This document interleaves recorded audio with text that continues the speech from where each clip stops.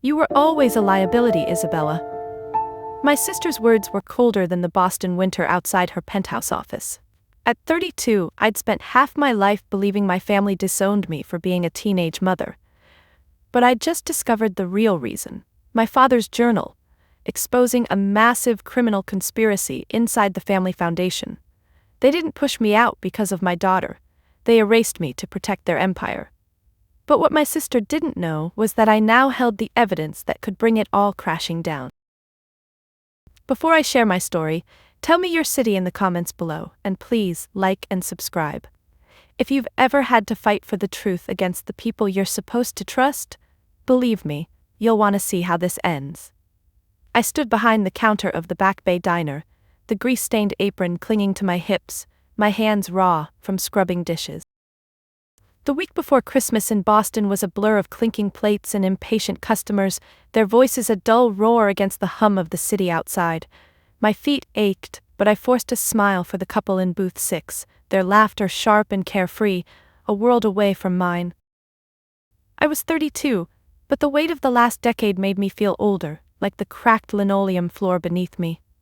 Home was a small apartment in Dorchester, where the radiator hissed more than it warmed.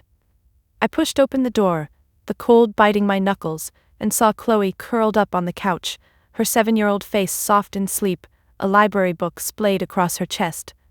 My heart clenched. She was the one good thing in my life, the one piece I hadn't let the Vance family take.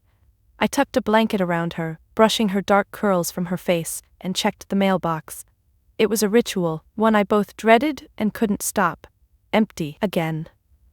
The Vance family tradition was a silver locket, handcrafted by a silversmith in Beacon Hill, delivered to each of us every Christmas, with a note from my mother, Eleanor, the matriarch of the Vance Foundation.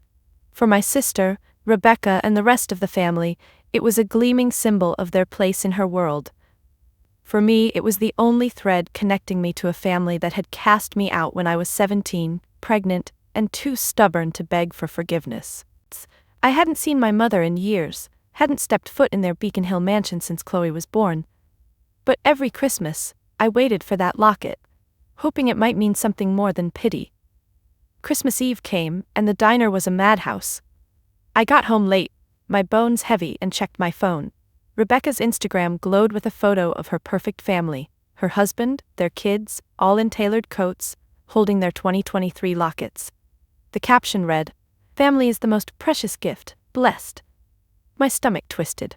Chloe, sitting cross-legged on the floor with a mug of cocoa, looked up at me. "Did Grandma Eleanor forget us again this year?" Her voice was small, but it cut like glass. I forced a smile, my throat tight. "Maybe the mail's just slow, sweetie?" I put her to bed, her questions lingering in the air like frost. I was about to collapse when a sharp knock startled me. A courier stood at the door, holding a plain brown box, nothing like the velvet-lined packages from the Vance Foundation. The label was typed, addressed simply to Isabella. My pulse quickened. I signed for it, my fingers trembling, and carried it inside like it might break or explode. Inside was no locket. A tarnished brass key lay on a bed of tissue paper, a numbered tag dangling from it. Beneath it, a faded postcard of the Boston Public Library, its stone lions staring out. I flipped it over. In faint, unfamiliar handwriting, the first stone reveals the last choice. No signature. My breath caught. This wasn't a gift. It was something else entirely, something that felt like a hook pulling me into a past I'd tried to bury. I sat at the kitchen table, the key cold in my hand, its edges biting into my palm. The clock ticked past midnight, the apartment silent, except for Chloe's soft breathing from the next room. The postcard's words looped in my head. The first stone reveals the last choice. It wasn't my mother's handwriting, not Rebecca's either. Someone else had sent this, and the thought made my skin prickle. I turned the key over, the tag reading Box 472, First Trust Bank. A safe deposit box. My mind raced, hope, fear, suspicion colliding like cars in a storm. I called in sick the next morning, something I never did. Chloe was at school, and I took the T to the financial district, the key heavy in my coat pocket. First Trust Bank was an old-world relic, all marble and brass, the kind of place that smelled like money and secrets. The manager, a thin man with a pinched face, eyed me like I was out of place. I showed him the key, my voice steady, despite the knot in my gut. He hesitated, then led me to a vault that felt like a tomb. The safe deposit box was small, unremarkable. My hands shook as I opened it. No cash, no jewelry, just a sealed manila envelope and a worn leather journal. The envelope was heavy, stuffed with papers labeled Vance Foundation Audit 2013. The journal was my father's. I'd know his handwriting anywhere, those sharp, slanted letters. He died when I was 16, a heart attack, they said, though I'd always wondered if the stress of the foundation had killed him. I stuffed both into my bag, my heart pounding like I'd stolen something. Back home I pored over the journal. It was cryptic, full of numbers in shorthand, but the words that stood out were raw, jagged, moral compromises, a debt that can't be repaid. My father, the man who'd taught me to love art, to see beauty in a brushstroke, had been hiding something. The audit reports were worse, dense with figures I couldn't parse, but I recognized the name of the firm, Harper & Sons, dropped by the foundation a decade ago after some hushed-up scandal. I called Rebecca, my fingers hovering over the phone before I dialed. I didn't mention the key or the box, just asked about Harper & Sons, keeping my voice light. "Oh, that was just a messy business affair, Isabella," she said, her tone smooth as silk. "Dad handled it, don't trouble yourself with ancient history." She asked about Chloe, her sweetness so practiced it made my teeth ache. I hung up, her words ringing false. She was hiding something, and I was starting to think it wasn't just about the lockets. That night, I couldn't sleep. The key sat on my nightstand, glinting in the streetlight's glow. I felt like I'd opened a door I couldn't close, and whatever was on the other side wasn't going to let me walk away. I spent the next day cross-referencing the audit reports with my father's journal, my kitchen table a mess of papers and coffee mugs. The numbers started to form a picture, one I didn't want to see. The Vance Foundation had bought artworks, paintings, sculptures, for millions, far above market value, from companies that didn't seem to exist. Those pieces were then used as collateral for loans, big ones, the kind that could sink a small country. It smelled like money laundering, and my father's notes hinted he'd been in deep, trapped in a web he couldn't escape. I drove to the Vance Foundation headquarters, a sleek glass building in Back Bay I hadn't entered in nearly 10 years. My stomach churned as I stepped into Rebecca's office, all chrome and white leather, her view of the Charles River glittering behind her. She looked up, surprised but composed, her smile as polished as her designer suit. I didn't waste time. I dropped one of the audit reports on her desk, watching her face. Her eyes flicked to the paper, then back to me, and for a moment I saw something cold and sharp beneath her calm. "You have no idea what you're meddling with," she said, her voice low, like a warning shot. "Our family's reputation, our legacy, is built on a very specific image. Dad made difficult choices to secure our future. I'm just protecting it." Then she leaned forward, her words slicing through me. "You were always a liability, Isabella. That's why we had to push you out. It wasn't about Chloe, it was about keeping you from ruining everything." The room spun. All those years of silence, the lockets that barely came, the whispers of being the black sheep. It wasn't just shame over my teenage pregnancy. They'd erased me to protect their secrets. Rebecca had helped, had stood by while Eleanor cut me off, not because I'd failed them, but because I might have seen too much. I left her office, my legs shaking, the weight of her betrayal crushing me. I drove home in a daze, the city blurring past, my hands gripping the wheel like it could keep me from falling apart. That evening I found my car's tire slashed, a clean cut, deliberate. I stood in the dark parking lot, the cold seeping into my bones, fear curling around me like smoke. I was alone, exposed, and someone was watching. Chloe was upstairs, safe for now, but the thought of her in danger made my chest ache. I'd been a fool to think I could dig into this without consequence. The Vance family wasn't just a name, it was a machine, and I was caught in its gears. The slashed tire was a warning, sharp and deliberate, like a blade pressed to my throat. I stood in the parking lot, the wind biting through my coat, my breath visible in the dim streetlight. Chloe was upstairs, asleep, her small body curled under the quilt I'd sewn her. The thought of someone, Rebecca, or worse, someone she'd sent, knowing where we lived, made my stomach churn. I called a tow truck, my voice shaking as I gave the address, and spent the night on the couch, a kitchen knife tucked under a cushion. Sleep never came. The next morning, I dropped Chloe at school, her backpack bouncing as she ran to join her friends. I watched her go, her laughter a fleeting warmth against the cold fear gripping me. I couldn't go to work, couldn't pretend life was normal. The audit reports and my father's journal sat on the kitchen table. A puzzle I was terrified to solve, but couldn't ignore. Every page I turned felt like stepping deeper into a maze with no exit. The foundation's money, the art deals, the loans. It was a house of cards, and my father had been holding it up until it killed him. My phone buzzed, an unlisted number. I hesitated, then answered. A man's voice, low and urgent, said, "Isabella, it's Arthur Finch. We need to talk. Meet me at the Black Rose, 8 tonight, come alone." The line went dead. Arthur Finch, my mother's old lawyer, the one she'd fired years ago after some vague scandal. I hadn't heard his name in a decade, but his voice stirred something in me. A flicker of hope in the dark. The Black Rose was a quiet pub in the North End, all dark wood and low lights. Arthur was in a corner booth, older than I remembered, his face lined but his eyes sharp. He slid a glass of water toward me as I sat. "I sent the key," he said, no preamble. "Your Aunt Ruth gave it to me before she died. She said you deserved the truth." My heart stuttered. Aunt Ruth, my father's sister, had died last year in a car accident, or so they'd said. Arthur leaned closer, his voice barely above a whisper. "Your father was in deep with some bad people, Isabella. Criminals. The foundation was their laundry. Eleanor didn't push you out because of Chloe. She did it to make you invisible, to keep you safe from them." "The lockets?" "I mailed them for her, to a P.O. box. She couldn't let go of you completely." The words hit like a punch. All those years of silence, the lockets I clung to like a lifeline. They weren't neglect. They were protection, twisted and cruel.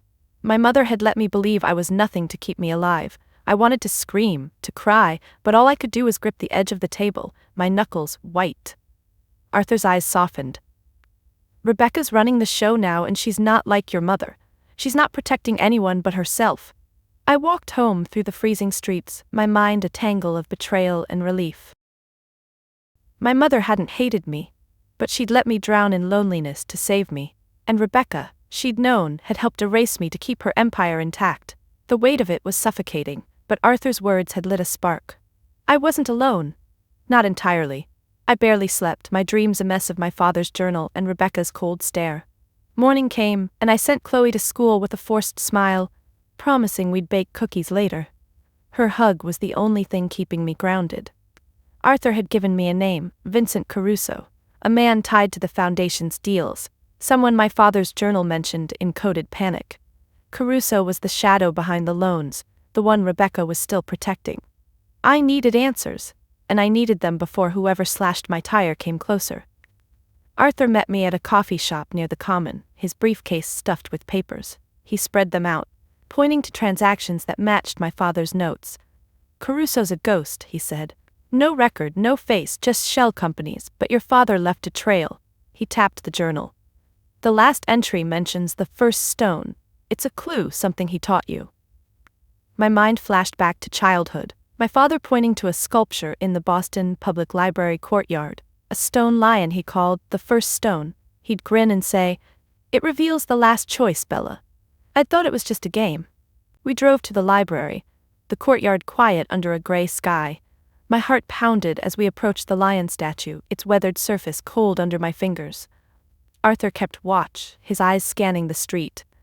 I found a loose panel at the base, just as my father had once shown me, and pried it open. Inside was a small metal box, locked. The key from the brown package fit perfectly. My hands shook as I opened it, revealing a USB drive and a folded letter in my father's handwriting. "If you're reading this, Bella, I'm sorry. I never wanted this for you." We took the box to Arthur's apartment, a cramped place filled with legal books and cigarette smoke. The USB held scanned documents, contracts, emails, proof that Caruso's network had bled the foundation dry while my father tried to shield us. The letter was worse. It was a confession, detailing how he'd been forced into the scheme, how he'd tried to get out but couldn't. "I made you the black sheep to save you," he wrote. "Forgive me." Tears blurred my vision. My father hadn't abandoned me. He'd been trapped, just like I was now. That night, I sat with Chloe, her small hand in mine as she colored. The weight of the truth was crushing, but it also lit a fire in me.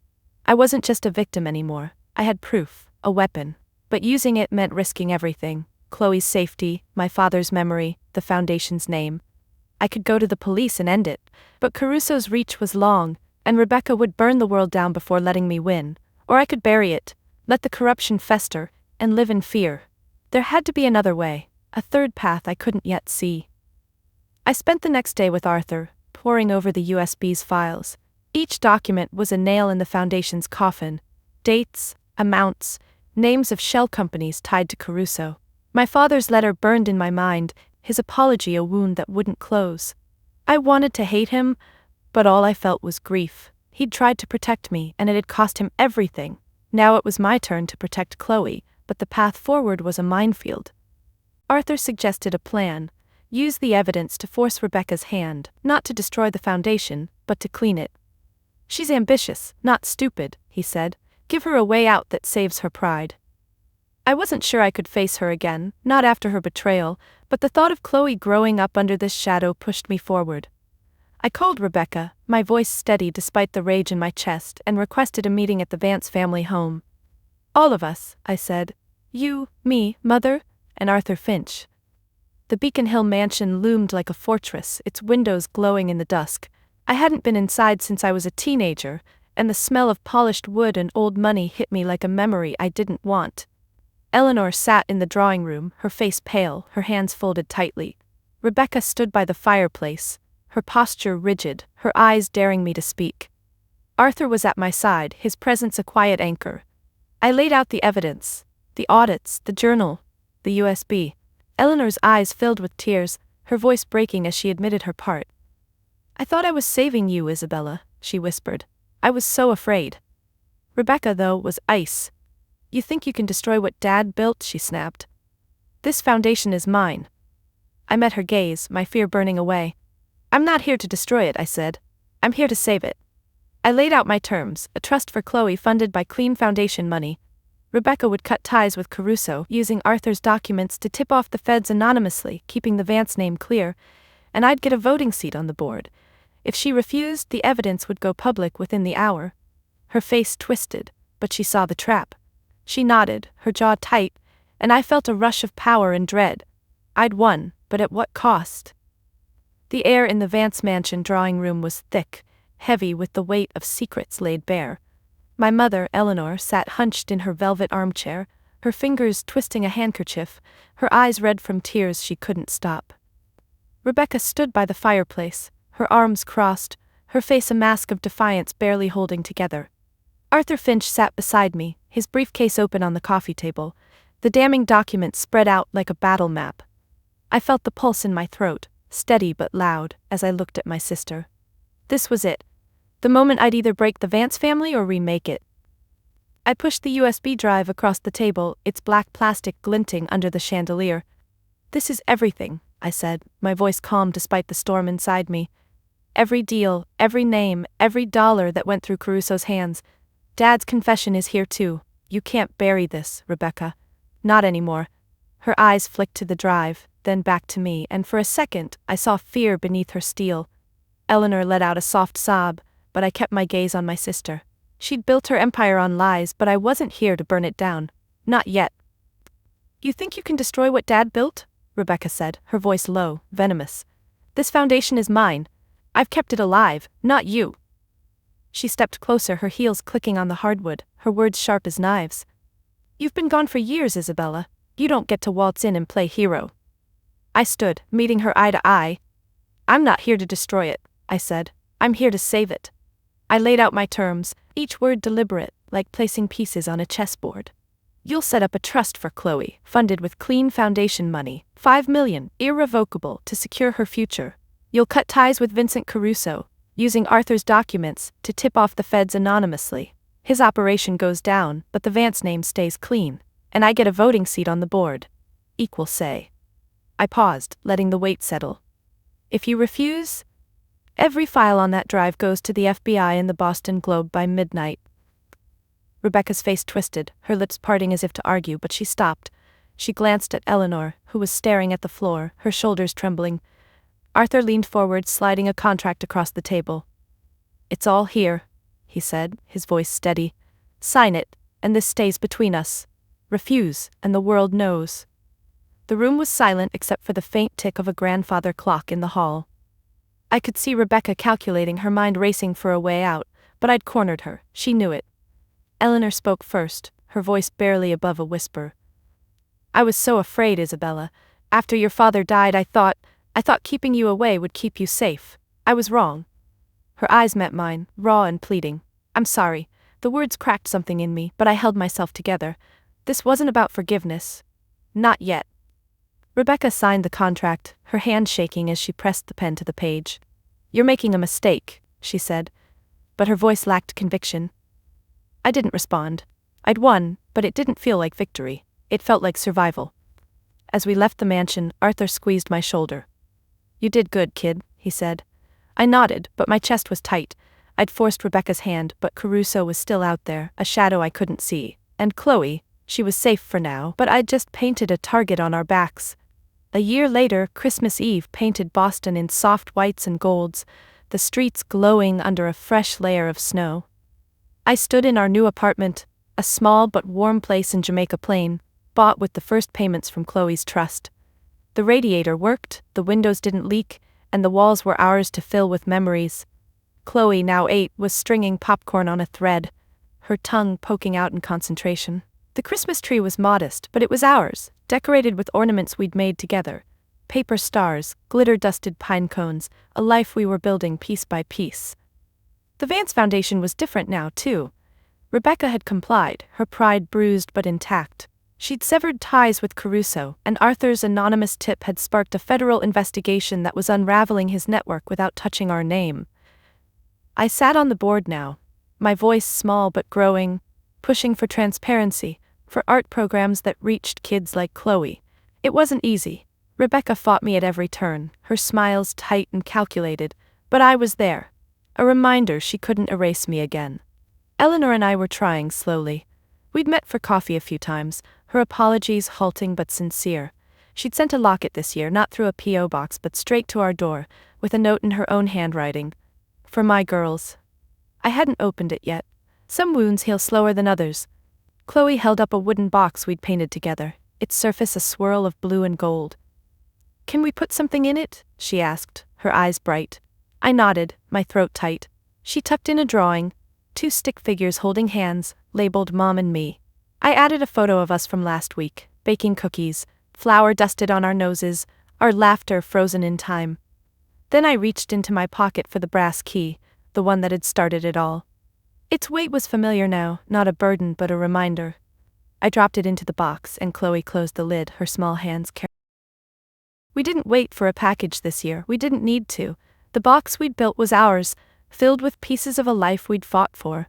I looked at Chloe, her smile free of the sadness that had once shadowed it, and felt something settle in me.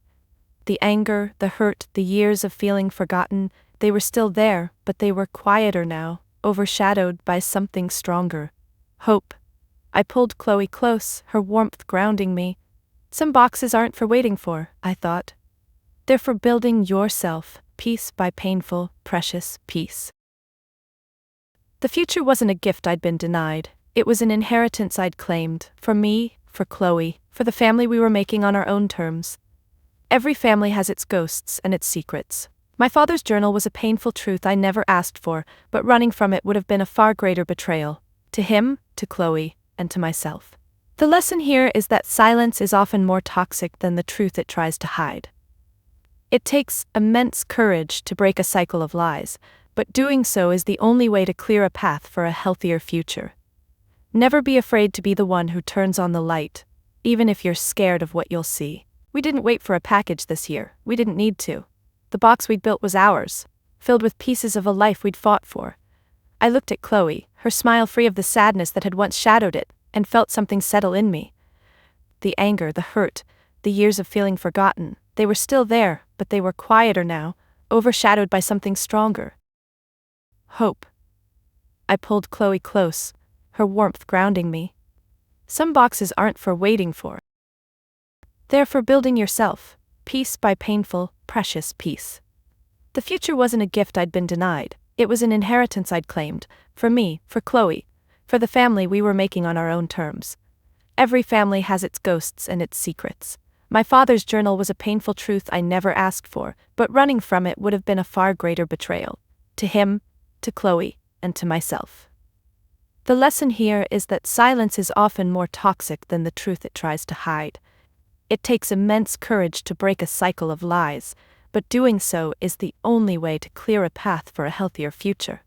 Never be afraid to be the one who turns on the light, even if you're scared of what you'll see.